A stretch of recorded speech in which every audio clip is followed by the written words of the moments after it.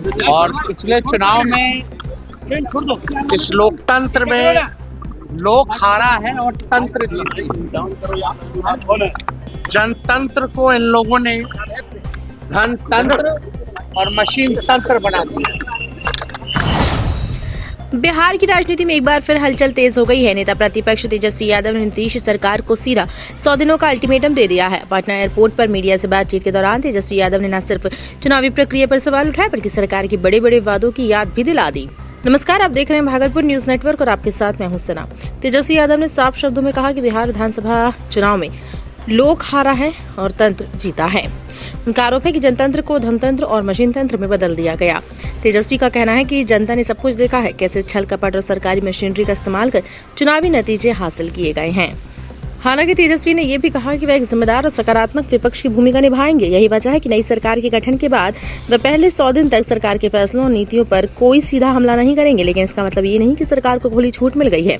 तेजस्वी यादव ने चेतावनी भरे लहजे में कहा कि 100 दिन पूरे होने के बाद वह सरकार से हर वादे का हिसाब मांगेंगे। उन्होंने सवाल उठाया कि 2.5 करोड़ महिलाओं को वादा किया गया 2 लाख रुपए मिलेगा?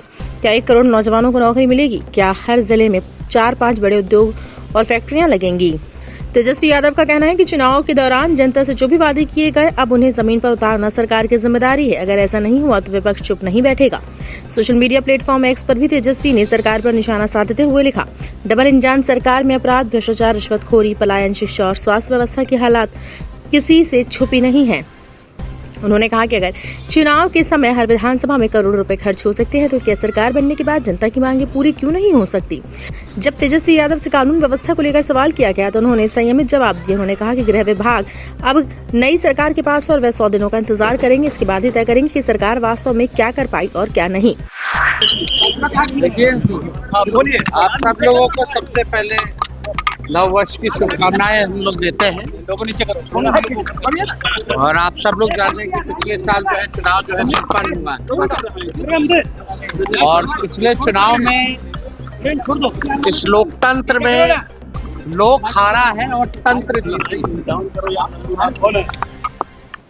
आप कह सकते हैं कि लोक की हार हुई है और तंत्र की चुनाव में जीत हुई। जनतंत्र को इन लोगों ने धनतंत्र और मशीन तंत्र बना दिया। हम लोग सब लोग जानते हैं कि क्या षड्यंत्र रचा गया, छल कपट से ये लोग चुनाव जीते। लेकिन नई सरकार कैसे बने पूरा देश और बिहार की जनता जानती। लेकिन फिर भी हम लोग जो मौजूदा जो सरकार है, क्योंकि हम लोग सकारात्मक राजनीति करते हैं, तो 100 दिन तक इस सरकार के निर्णय और नीति पे हम कुछ नहीं बोलेंगे। और देखते हैं कि 100 दिन बाद कब हमारी माताओं बहनों को 2-2 लाख रुपया मिलता है, 1 करोड़ नौजवानों को नौकरियां कब मिलती है, हर जिलों में 4-5 कारखाने लगाने की बात की गई है। लगते हैं कि नहीं लगते हैं, 100 दिन तक हम कुछ नहीं बोलेंगे।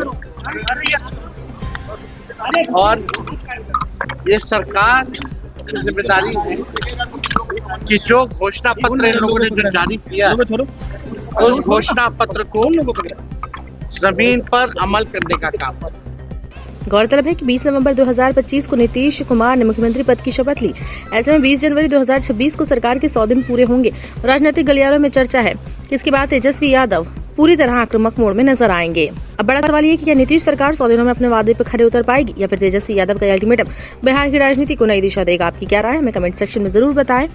खबरों के अपडेट्स के लिए भागलपुर न्यूज नेटवर्क को सब्सक्राइब करें।